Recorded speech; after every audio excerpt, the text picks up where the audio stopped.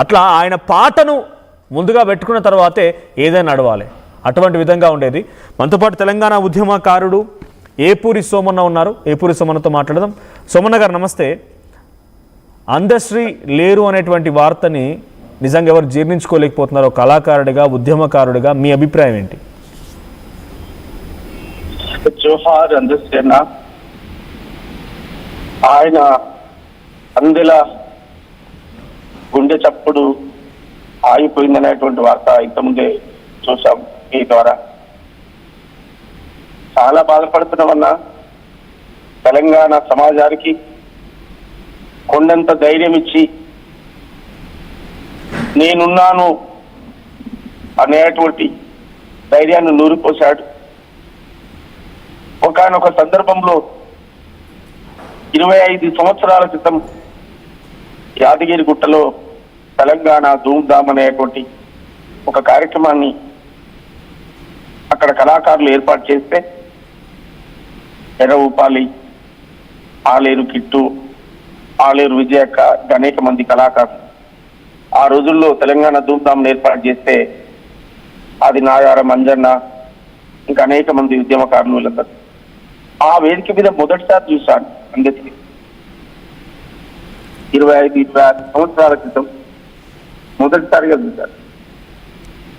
ఆ మొదటిసారిగా చూస్తే నేను గజ్జగట్టి ఊసిపోసుకొని గుంగడేసుకొని ఆ వేదిక మీదకి వచ్చిన.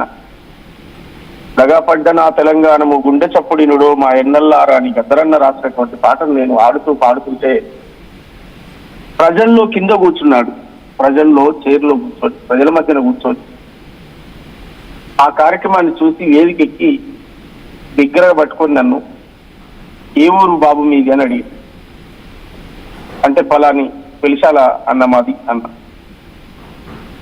ఏమయ్యా సింహం పిల్లలా దూకుతున్నావు, నాకు నీలో మరో గద్దరు కనపడుతున్నాడు,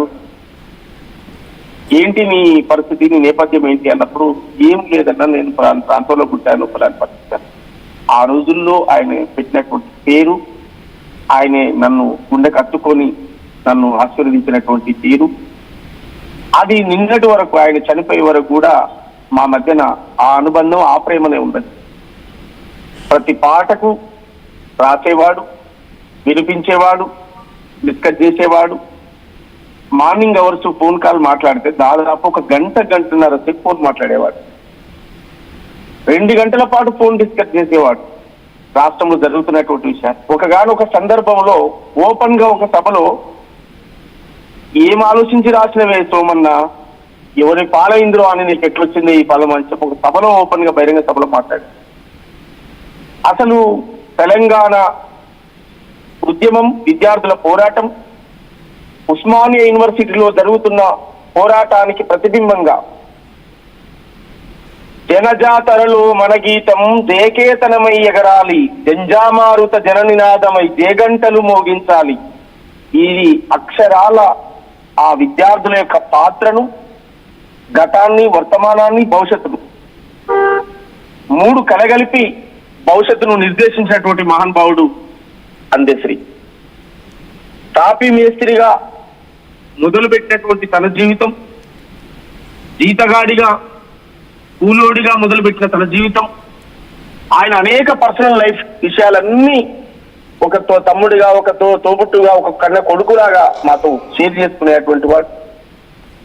ఏ విషయంలో ఏ రోజు ఎలాంటి వైరుధ్యాలు మా మధ్యలో లేకుండా ఒక గురు శిష్యుల బంధంగా ప్రత్యక్షంగా ఆయన నాకు పాట నేర్పకపోయినా, ఆట నేర్పకపోయినా, గద్దరన్న కూడా మాకు ప్రత్యక్షంగా ఆట పాట నేర్పకపోయినా ఒక గురు శిష్యుల బంధంగా మాత్రం ఎప్పటికీ మాకు ఆ ఆత్మీయత అనేది ఉంది. ఏ పదం రాసినా ఆ పదాన్ని డిస్కస్ చేసి చర్చించేవాడు, ఆయన సలహా చెప్పేవాడు, అద్భుతంగా దాన్ని గుండె కత్తుకునేవాడు. ఆ మధ్య కాలంలో నడిచినటువంటి 1,00,000 డప్పులు 1000 గొంతుల ఎస్టీల వర్గీకరణ ఉద్యమంలో ఆయన పాల్గొనకపోయినా కాల్ చేసి గంటల తరబడి మాట్లాడి ఏం రాసినవయ్యా ఆ పాట అని చెప్పి మాట్లాడాడు. చాలా విషయాలు నేను ఎవరితో షేర్ చేసుకోలేనటువంటి అనేక పర్సనల్ విషయాలను కూడా ఒక తండ్రికి చెప్పుకునేటువంటి వాళ్ళం. ఎక్కడ కూడా మొహమాట పడకుండా ప్రతిదీ డిస్కస్ చేసుకునేటువంటి వాళ్ళం. భవిష్యత్తు మీరే అని చెప్పి మాకు చెప్పాడు, ఈ తరానికి మీరే అని చెప్పి మాకు బోధించాడు. అట్లా దిక్సూచిగా చెప్పినటువంటి ఆ మహానుభావుడు, ఎంతో స్ఫూర్తిని నింపినటువంటి ఆ మహానుభావుడు ఇవాళ లేడు అని ఇంత తొందరగా అవుతుందని అయితే మేము ఊహించలేదు. మనిషి మరణం, పుట్టుక మరణం సహజమే, కానీ ఇలాంటి ఏదో హెల్త్ పరంగా బాగా డిస్టర్బ్ అయినటువంటి పరిస్థితి కూడా కాదు. చాలా యాక్టివ్ గా, ఎనర్జీగా, యాక్టివ్ గా, మనిషి కనపడితే గాంభీరత్వం, మనిషి కనపడితే ఒక సింహంలా నిటారుగా నిలబడి, ధైర్యంగా నిలబడి, ఎప్పుడు కూడా తల వంచో వంగబడో వంగో దండాలు పెట్టేటోడు కాదు. నిలబడి నికార్సుగా మాట్లాడేవాడు. అది ఎవరి ముందు మాట్లాడినా గుండె దర్చుకొని మాట్లాడేటువంటి వాడు. ఆయన తీరు, ఆయన సాహిత్యం ఎంత గట్టిదనంగా, ఎంత ధైర్యంగా ఉంటుందో ఆయన మనస్తత్వం కూడా అంతే ధైర్యంగా ఉండేటువంటి వాడు. ఒక ధిక్కార స్వరాన్ని తెలంగాణ గడ్డ మీద, మరి తెలుగు గడ్డ మీద కోల్పోయినందుకు చాలా దుఃఖపడుతూ, చాలా బాధపడుతూ, అందశ్రీ అన్న లేని లోటు సాహిత్య లోకానికి కానీ తెలంగాణ సమాజానికి కానీ ఆయన బోధించిన పాటలు, ఆయన అందించిన స్ఫూర్తి అది హిస్టరీలో నిలిచిపోయింది. ఆయన ముఖ్యమంత్రి గారి సమక్షంలో, రేవంత్ రెడ్డి గారి సమక్షంలో జయ జయ హే తెలంగాణ పాట ఆవిష్కరణ జరుగుతున్నప్పుడు ఆ పాట ఆయన భావోద్వేగం గుండెల నిండా, కళ్ళ నిండా రాలుతున్న నీటి బొట్టు ఇప్పటికీ మేము ఆ దృశ్యాన్ని మర్చిపోలేం. ఆయన భావోద్వేగం ఇంత సాహిత్యాన్ని సృష్టించి తెలంగాణ సమాజాన్ని జాగృతపరిచి చైతన్యపరిచినటువంటి ఆ పాట ఒక్కసారి ప్రభుత్వం గుర్తించింది, ప్రభుత్వ పాటగా వచ్చింది అనేటువంటి పరిస్థితి వచ్చినప్పుడు గుండెల నిండా, ఆయన కండ్ల నిండా దారులు గారుతుంటే అది లైవ్ లో ప్రపంచమంతా చూసాం మనం అందరం కూడా. ఆ దృశ్యాన్ని నేను ఇప్పటికి మర్చిపోలేదు. ఎస్, మనం గెలిచినాం అనేటువంటి ఒక గొప్ప ఆత్మ సంతృప్తిగా ఫీల్ అయ్యి అది షేర్ చేసుకున్నాం, పంచుకున్నాం. ఆ పాట విషయంలో కూడా అనేక మంది కామెంట్ చేసి, అనేక మంది చర్చ పెడితే కూడా నేను భుజానికి ఎత్తుకొని ఎస్, ఖచ్చితంగా అందశ్రీ అన్న పాట ఉండాల్సిందే. ఆ పాట ఎవరు మ్యూజిక్ చేస్తారనేది అది ప్రభుత్వ డిసిషన్ తప్ప ఎవరో చెప్తే కాదు. ఈ ప్రాంతం ఆ ప్రాంతమా కాదు, ఒక సంగీత మ్యూజిక్ డైరెక్టర్ కు ప్రాంతాలతో ఏం సంబంధం. సోమన్న గారు ఒక్కసారి మీ నోటి వెంట జయ జయ హే తెలంగాణ గీతం. జయ జయ హే తెలంగాణ జననీ జయ కేతనం, ముకోటి గొంతుకలు ఒక్కటైన చేతనం, తరతరాల చరిత గల తల్లి నీరాజనం, 10 జిల్లాల నీ పిల్లలు ప్రణమెళ్ళిన శుభ తరుణం. జై తెలంగాణ, జై జై తెలంగాణ, జై తెలంగాణ, జై జై తెలంగాణ, జయ జయ హే తెలంగాణ జననీ జయ కేతనం, ముకోటి గొంతుకలు ఒక్కటైన చేతనం.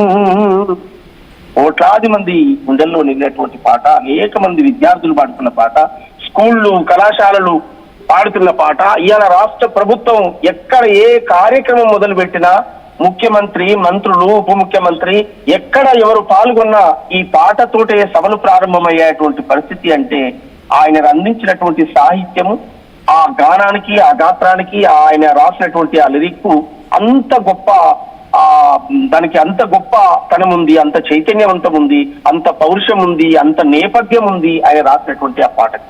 అందువల్ల అందశ్రీ చరిత్ర అది సజీవంగా బతికేటువంటి చరిత్ర. అందశ్రీ అన్న లేని లోటు ఎవరం తీర్చలేం, ఎవరం పూడ్చలేం.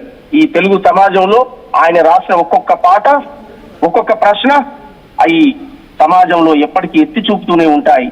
సమాజంలో ఎప్పటికీ ప్రశ్నించే పాటగా, దోపిడి కోటలు దోపిడి సమాజాన్ని ప్రశ్నించేటువంటి పాటగా ఎప్పటికీ అది చరిత్రలో ప్రజల పాటగా ఉంటుంది అందశ్రీ అన్న పాట. రైట్, థ్యాంక్ యూ సోమన్న గారు. సో ఇది కళాకారులు వాళ్ళ ఎమోషన్ని, వాళ్ళ కన్నీటిని వ్యక్తపరుస్తున్న సందర్భం. సో ప్రతి ఒక్కరూ మీరు ఇందాక చూస్తుంటారు, చాలామందితో మనం మాట్లాడడం, వాళ్ళంతా కూడా కన్నీళ్లు పెడుతూ, వాళ్ళు కనీసం మాట్లాడలేకపోతున్న పరిస్థితి, ఆయన పాటని తలుచుకొని ఆయన పాటని పాడుతూ ఏడుస్తూ ఉన్న పరిస్థితి. నిజంగా మరొకసారి జయ జయ హే తెలంగాణ జననీ జయ కేతనం, ముకోటి గొంతు